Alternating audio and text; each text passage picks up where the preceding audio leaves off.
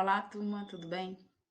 Mais uma vez aqui para as aulas de Química Orgânica para as turmas de terceiro ano tarde. Mas antes de começar a aula, vamos aí combinar de curtir os vídeos, assistir bastante, quantas vezes vocês precisarem, não só das aulas de terceiro ano, mas também das aulas de primeiro, de segundo ano, inclusive dos EJAs, né? Para que vocês, alunos de terceiro ano, possam revisar de maneira ampla e correta todos os conteúdos importantes vistos até agora na vida escolar de vocês, quando vocês forem fazer o vestibular da UES, do Enem e outros vestibulares, tá certo? Curtam os vídeos no canal dos professores que fazem com tanta dedicação, pensando exatamente no crescimento de vocês, tá ok? Vamos lá. Bem, como a gente já conversou, né, durante o terceiro ano, a química que a gente estuda é a química do terceiro ano, é a química orgânica, né?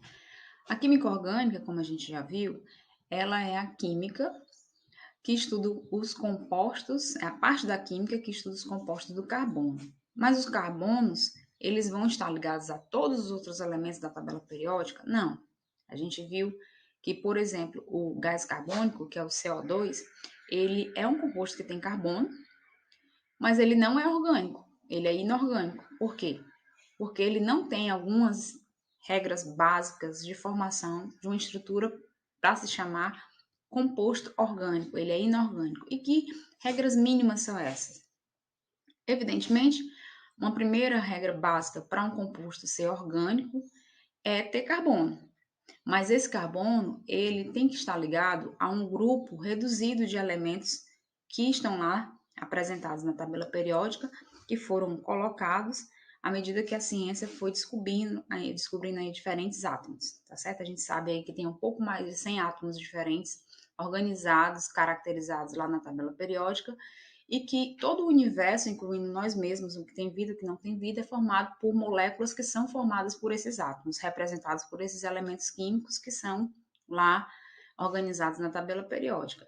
Se a gente tem um pouco mais de 100 átomos diferentes no mundo, e é disso que são feitas todas as coisas e criaturas, a gente pode ter, então, quase uma infinidade de diferentes substâncias e materiais, porque esses um pouco mais de 100 átomos, eles vão se combinar de maneiras quase infinitas. E no caso dos compostos orgânicos, os materiais orgânicos, eles são formados por combinações quase infinitas de carbono e alguns outros elementos que a gente conversou nas últimas aulas, tanto no MIT como também nos primeiros vídeos. E que elementos são esses? Carbono e hidrogênio, para começar, é o básico para que tenha, né, aí na formação de um composto orgânico. E além do carbono e do hidrogênio, nós vamos ter que ter oxigênio, quando tiver algo diferente, né, de carbono e hidrogênio.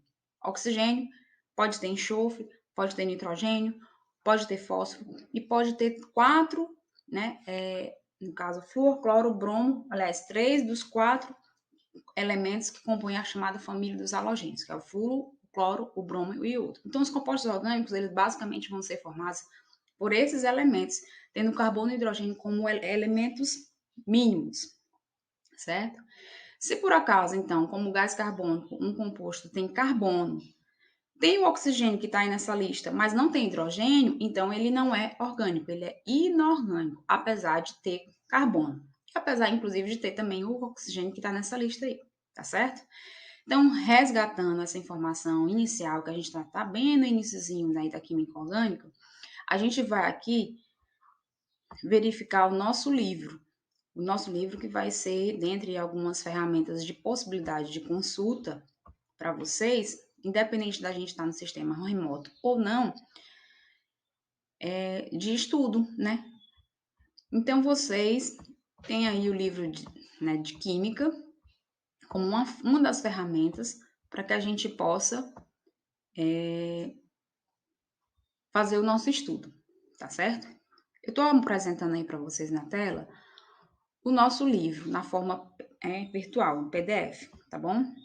Quem, inclusive, quiser, mesmo tendo pego o livro ou não, né? Importante lembrar que os livros de vocês pegam às quintas-feiras pela manhã, no horário da manhã até 1 hora da tarde, né? Enquanto a gente não tiver liberação do atendimento presencial de maneira contínua. Então, o livro de vocês, se a gente for, peguem o livro de vocês aí, né? Se organizem junto com o material. Vamos lá para o índice. Seguindo o índice, o plano de aula do terceiro ano e adequado ao nosso sistema remoto de aulas, né? A gente, então, passou dessa fase inicial de caracterização da química orgânica, que antigamente não era simplesmente definida como a química que estudava os compostos do carbono. E o que seriam os compostos do carbono? Antigamente, compostos que, aliás, né, compostos orgânicos. Os compostos orgânicos, eles não eram definidos como os compostos do carbono e suas ligações covalentes com esses elementos que eu citei: hidrogênio, oxigênio, enxofre, fósforo, flúor, cloro, bromo e iodo. Na verdade, os compostos orgânicos eram assim definidos, considerando que eles poderiam, por exemplo, ser produzidos exclusivamente pelos processos vitais, pelos organismos vivos. Mas a gente já começou que dentro da história isso foi modificado exatamente porque o que se verificou que tem em comum são exatamente a presença de carbono, hidrogênio e esses outros elementos, independente de ser produzido por seres vivos ou não. Por quê? Porque quando se começou a sintetizar substâncias orgânicas, que se acreditava que eram orgânicas porque só poderiam ser produzidas por seres vivos, mas começaram a se fazer isso em um laboratório, produzindo ureia e produzindo outras substâncias, né, orgânicas, como orgânicas por se acreditar nisso, que só poderiam ser produzidas pelos processos vitais, então não. O que tem em comum um composto orgânico com o outro não é o fato de serem artificiais ou naturais, ou seja, produzidos ou não por seres vivos, sintetizados ou não naturalmente, e sim o fato de ter carbono, hidrogênio no mínimo e esses outros elementos, tá certo? Então esse é o resumão do que a gente conversou até agora sobre a química orgânica. Mas aí, para a gente entender melhor por que o carbono é tão importante, tão especial dentro de uma organização de mais de 100 elementos químicos, e, portanto, ele é a chave, inclusive, das moléculas que geram a vida, como o DNA, o carbono tem tantas características especiais, a gente, para dar continuidade, a gente tem que entender, então, como é que se organiza o carbono dentro da sua estrutura atômica, para justificar, né, a possibilidade de nós termos elementos que se ligam a ele, formando substâncias tão simples como é o gás natural, o gás metano, que é o menor composto orgânico que tem, a moléculas gigantescas como as proteínas e o próprio DNA, tá certo? Então a gente vai entre a página 11 e 13 do livro de vocês, certo? O livro de vocês, inclusive, ele tem algumas abas, né, que são essas abazinhas aqui, ó, com muitas curiosidades, informações interessantes, que muitas vezes em vestibulares a introdução dessas curiosidades em textos e aí faz você fazer uma reflexão melhor sobre o conteúdo. Então, a gente passa aqui pelo início da química orgânica, dentro da história, essa mudança de conceitos, e agora a gente vai entender a estrutura do carbono para poder justificar essas características tão especiais que faz dele o elemento central da química orgânica. Vamos lá. A gente tem aí uma figura dentro do livro de vocês, a estrutura do átomo de carbono. A primeira coisa que justifica essas características especiais é exatamente a valência do carbono, que é o quê? É a capacidade dele fazer 4 ligações, porque ele tem uma estrutura atômica que lá do primeiro ano a gente sabe que as ligações que se formam as moléculas, né, entre átomos, elas são de 3 tipos: ligações iônicas, ligações metálicas e ligações covalentes. Os compostos orgânicos, eles são formados por ligações covalentes. E todas essas ligações, elas se dão através das últimas camadas eletrônicas dos átomos, que elas estão vazias ou quase vazias. Isso faz com que um átomo seja instável, né? Então, ele, para alcançar a estabilidade, ele tem que preencher esses espaços vazios dessas últimas camadas das suas camadas eletrônicas, é a camada de valência chamada. Então, essa última camada é essa aqui mais externa, mais longe do núcleo, ó. O núcleo está aqui, essas bolinhas verdes e cinza. Então, a mais distante do núcleo é a camada de valência ou última camada. Então, a valência do carbono é 4, ou seja, ele é tetravalente. O que significa dizer isso? Que ele faz 4 ligações, cada átomo de carbono faz 4 ligações, né, para formar uma molécula. Então, se cada átomo faz 4 ligações, um só átomo já tem a possibilidade de se ligar com um número, né, grande de átomos.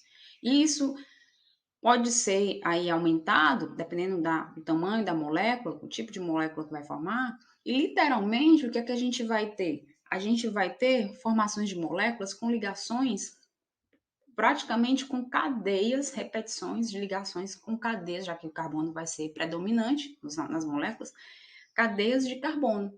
Então, as moléculas orgânicas, elas também são chamadas de cadeias carbônicas. A gente vai comentar um pouco mais sobre isso daqui a pouco. E essas ligações, como são quatro tipos, elas podem ser de maneiras diferentes, então tem uma variação muito grande, né, dentro do desenho molecular, né, que vai interferir nas características, né, a geometria molecular, como essa molécula se forma, se organiza no espaço, ela vai interferir exatamente nas características químicas e físicas das moléculas. Se vai ser líquido, se vai ser sólido, se vai ser gasosa, se vai ser explosiva, se vai ser reativa, se vai ser ter um tal aroma, se vai ter uma atividade biológica tal, anti-inflamatória, antipirética, enfim, tudo isso está justificado na estrutura molecular. Como é a molécula? As atividades de uma molécula estão totalmente relacionadas com a sua estrutura. Então, por exemplo, alguém de vocês aí que vão querer fazer farmácia, ou entender o processo tanto de funcionamento de um medicamento dentro do organismo ou mesmo a produção, né, dentro da química medicinal, a gente tem que compreender as moléculas, o desenho delas, como elas se formam, como elas se organizam no espaço, para entender em que ponto elas vão chegar dentro do corpo, então que ação elas vão ter, porque a estrutura molecular está totalmente ligada com a atividade biológica daquela molécula, enfim. Mas isso começa como se formam essas moléculas, as ligações. Então, se cada carbono tem 4 ligações, ele pode fazer essas 4 ligações de maneiras diferentes, por exemplo, que ampliam as capacidades de um átomo de carbono frente, por exemplo, ao de um hidrogênio, que só faz uma ligação. Então, como é que eu posso fazer essas 4 ligações no carbono? Ele pode fazer através de 4 ligações simples, 2 simples e uma dupla, 2 duplas, uma simples e uma tripla, tá certo? Aqui temos os exemplos que estão na página 13 do livro de vocês. Como eu disse, portanto, o carbono acaba tendo uma facilidade muito grande de formar ligações em séries, ligações em cadeias. E a gente então chama as moléculas orgânicas como moléculas, cadeias carbônicas, né? E só para relembrar aqui uns conceitos que vocês, na verdade, têm reforçado. Eu sempre estou falando do aula de terceiro ano, falando muito de primeiro ano, que é a base. Base no sentido do entendimento, que a gente traz de volta.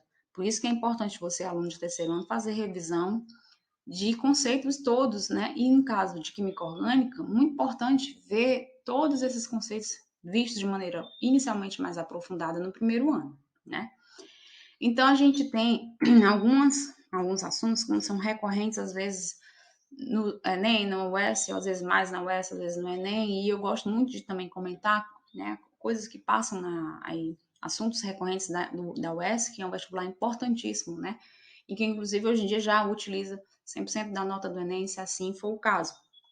Então, por exemplo, a gente tem representações das moléculas. Quando a gente fala H2O, a fórmula da H2O, que fórmula?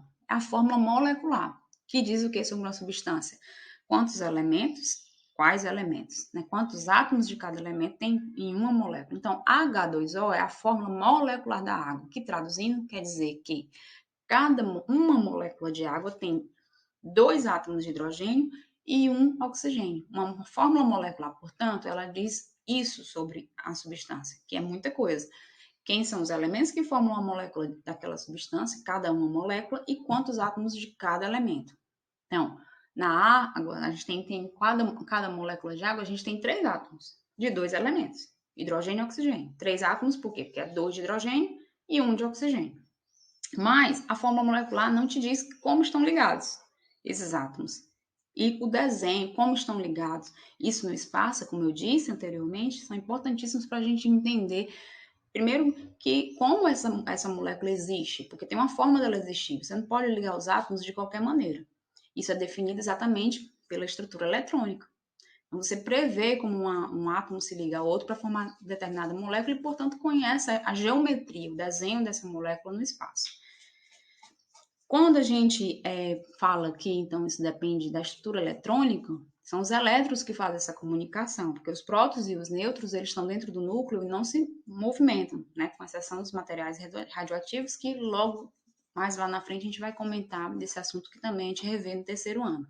Mas, por enquanto, maioria dos átomos, né, que é o que a gente tem aí formando os materiais na Terra, eles se ligam através dos elétrons, tem seus prótons e nêutrons lá paradinhos, mantendo o átomo íntegro, né? Então, a gente tem uma forma de representar as ligações mostrando os elétrons. Essa forma de representar é a representação de Lewis, representação eletrônica, onde a gente sabe que cada ligação covalente é um par de elétrons. Está havendo compartilhamento, isso é assunto lá do primeiro ano, né?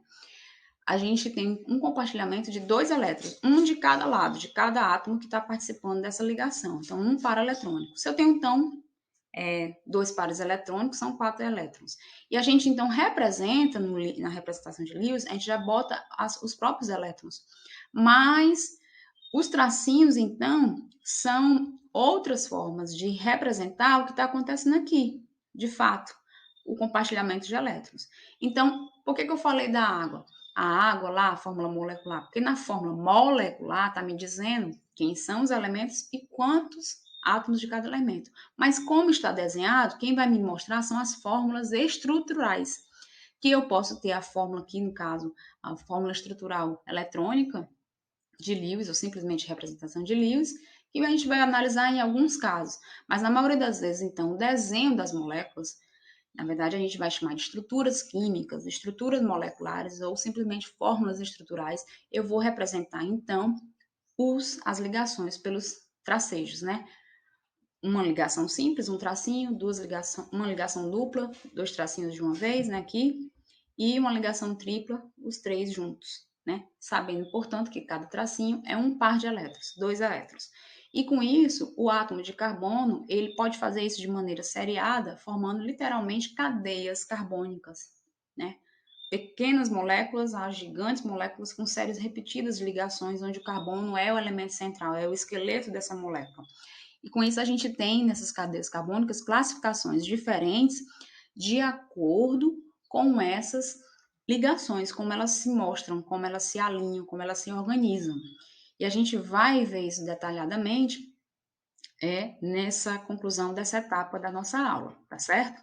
Mas antes da gente chegar nisso, eu gostaria que vocês explorassem, né? Porque esse conteúdo dessa videoaula, a gente vai exatamente até, deixa eu mostrar aqui para vocês, até, porque a gente não vai falar ainda de classificação de cadeias, né?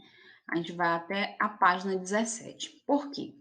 Porque a gente, então, apesar de no caminho aí, né, até chegar na parte de classificação de cadeias carbônicas, que é o nome que a gente dá especialmente, né, para moléculas orgânicas, por elas poderem ser formadas com cadeias, né, repetidas, ligações repetidas de carbono, tendo o carbono como centro, eu gostaria que vocês, então, exercitassem, tem um exercíciozinho aqui resolvido para a gente analisar, né, na página 14, no final da página 14. Então, o que significa cada ligaçãozinha tracejada? Sempre vai ser um par de elétrons. Como é que isso pode ser cobrado em exercícios? Né? Você verificar quantos elétrons isso está sendo compartilhado, você representar da forma correta. E como é que eu sei se muitas vezes eu estou utilizando uma quantidade de elétrons compartilhados errado? Porque eu posso dar uma fórmula molecular para vocês e vocês desenharem a estrutura. Aí a gente tem uma valência definida, porque o átomo de carbono é um átomo de carbono com o número de elétrons, prótons e nêutrons desde que o mundo é mundo, igual, não se mudou, né? Ele faz parte da natureza e ele é do jeito que desde o início da formação da Terra. Assim, o hidrogênio, o oxigênio e todos os outros elementos. Então, assim como o carbono tem uma valência 4, os outros elementos também têm suas valências definidas. E aí a gente vai lá para a página aqui 17 e vai aqui nessa tabelinha, que é uma tabelinha que normalmente quando eu faço aqui na lousa, eu peço para que vocês, dentre algumas coisas, porque o importante é aprender, mas algumas coisas que a gente tem que memorizar para aprender melhor, né? Porque existe uma relação aí entre uma coisa e outra, memorizar para poder saber usar, né? é essa tabelinha, então, de valências dos principais elementos que formam as moléculas orgânicas, né? Então, a gente tem nessa tabela os principais elementos que vão formar as moléculas orgânicas: carbono, hidrogênio, nitrogênio, oxigênio e os halogênios, e também o fósforo. O fósforo, na verdade, ele não está incluído nessa edição, mas ele está presente nas moléculas orgânicas, né? E o fósforo, ele aí vai fazer também, eventualmente, 3 ligações, tá certo? E então, o número de elétrons na camada de valência, ou seja, a quantidade de elétrons na última camada desses respectivos elementos, é exatamente o que a gente está vendo aí, né? Um elétron na última camada do elétron, ou seja, o elétron em si só tem uma camada, um elétron. Basicamente, ele é o próprio elétron conjunto com o próton, né? E a ausência de nêutrons que ele tem, certo? Então, o número de ligações que o hidrogênio vai sempre fazer é uma. Onde é que eu estou querendo chegar com essa tabela? Para você entender que se você for desenhar, então, a estrutura molecular, você não pode jamais botar uma dupla ligação, o que dirá uma tripla no hidrogênio. Porque se ele só tem um elétron, num par eletrônico, ele só vai poder entrar com um. Então, você vai fazer uma ligação simples. Já o carbono, como ele tem 4 elétrons na sua última camada, então ele pode pegar esses 4 elétrons e formar pares eletrônicos de maneira variada. Por isso que ele tem 4 possibilidades diferentes de fazer essas 4 ligações. Porque todas vão dar a compartilhamento, né, junto com outros átomos, dos seus 4 elétrons. A mesma coisa o nitrogênio, só que caso como ele tem 3 elétrons na última camada, então ele vai poder fazer 3 ligações de compartilhamentos diferentes, onde pode ser 3 simples e uma dupla e uma tripla. O oxigênio e o enxofre, no caso, são iguais em termos de última camada, ficam lá com 2 elétrons para trabalhar. Então, podem fazer 2 simples e uma dupla. Os halogênios são como o hidrogênio, né? Eles, na última camada, eles só têm um elétron, então eles vão fazer ligações simples. E o fósforo, como eu disse, ele está aqui como o nitrogênio, fazendo 3 ligações, tá certo? E aí, voltando aqui para a página 16, o que é que a gente tem? Como eu falei, as ligações, né, com os outros átomos, vão formando as moléculas e isso vai estabelecendo um desenho no espaço. Se a gente pudesse enxergar, por exemplo, a molécula de água, se a gente conseguisse, né, enxergar a olho nu a molécula em si, né, não o material, né, e todo o seu aspecto que é a água em si, mas molecularmente, a gente teria uma aparência mais ou menos de um triângulo angular, né, quase que a gente chama que é em torno de 107 graus, né, da molécula de água. Então, no espaço, esse oxigênio com os 2 hidrogênios, especialmente na fase líquida, formam mais ou menos esse desenho. Então, tem um desenho que se forma dependendo de que átomos e que ligações que tem na molécula. Então, com os carbonos e os seus elementos, né, os outros elementos para formar as moléculas orgânicas, do mesmo jeito, assim como todas as moléculas, orgânicas e inorgânicas. E no caso, o carbono, dependendo então do tipo de ligações que ele vai formar, ele já vai estabelecer uma geometria bem definida. Quando a gente tem um carbono que tem 4 ligações simples, a gente diz que essa geometria é tetraédrica, né? Que é uma base, que não é triangular, é um prisma, né? E aí você tem como um carbono no meio, você uma ligação, porque por isso que estudar química orgânica, estrutura molecular, você tem que abstrair bastante, que muitas coisas a gente não consegue fazer no plano. Então, a gente tem aqui no livro, né, uma representação onde esses tracinhos que estão mais escuros e tracejados é para exatamente dar uma ideia tridimensional de algo que no plano a gente não consegue simular. Então, é como se o carbono estivesse no centro, você tem uma ligação, né, para cima ou para trás, e as outras 3 como se fossem perninhas, 3 perninhas. É uma perninha de uma ave, né, e uma outra saindo, não na mesma direção. Isso vai gerar um ângulo de ligação, já que a gente está falando de espaço, né, geometria espacial, que é em torno de 109 graus, né?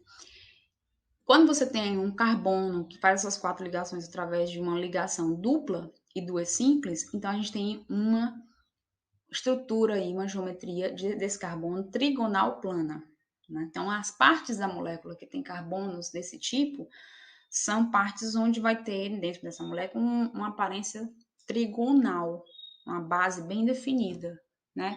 Um triângulo mais regular, diferente lá da molécula da água, da amônia, ser 120 graus, bem definido. E quando você tem carbonos que ou fazem duas ligações simples, ou uma ligação simples e uma tripla, você tem uma geometria linear que gera um ângulo de 180 graus, que aí você consegue visualizar no plano totalmente, porque está toda aqui a ligação, né? Você está vendo, se a molécula estivesse na sua frente, você está vendo ela toda, porque é 180 graus. É diferente de um carbono tetraédrico. Você está vendo uma molécula com mais carbonos tetraédricos, você está vendo ela aqui, mas tem alguma coisa aqui atrás.